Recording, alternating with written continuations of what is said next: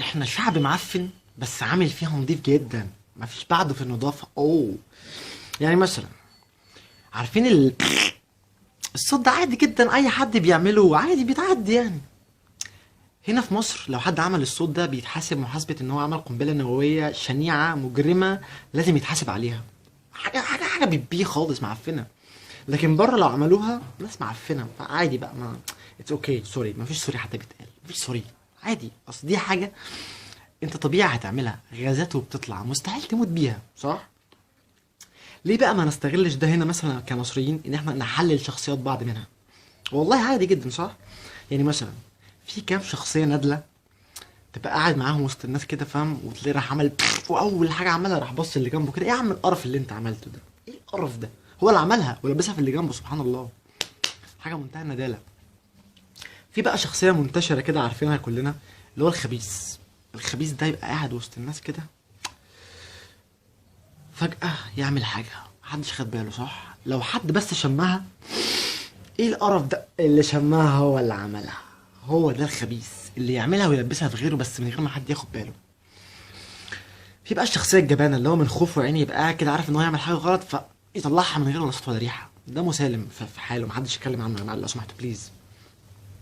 في متوتر، الشخصية المتوترة اللي هو من خوفه وعارف ان هو يعمل حاجة غلط فحابسها حابسها حابسها، ما يعرفش بقى زي الجبان يطلعها من غير صوت ولا ريحة، لا، ده بيطلعها بسيمفونية. هو بص اتفضح اتفضح. توتر يعمل اكتر من كده والله عادي جدا. في بقى الشخصيه اللي هي الشجاعه الجريئه اللي ما بيهمش اي حد، يب ويبص لك في وشك انا اللي عملتها. ده في الغالب بيكون حاجه جثه كده، اللي هو لو حد كلمه ينزل على وشه على طول. عادي انت حر يا جماعه. ده اللي فاهم الدنيا صح، والله العظيم هو ده اللي فاهم الدنيا صح. في مين تاني؟ اه، في الشخصيه المتهوره اللي يبقى عنده اسهال يا عيني، وبص يا صابت يا خابت بقى، ضربوا الاعور على عينه وقال لك خربانه خربانه. ده مبدأه في الحياه عادي جدا يا جماعه.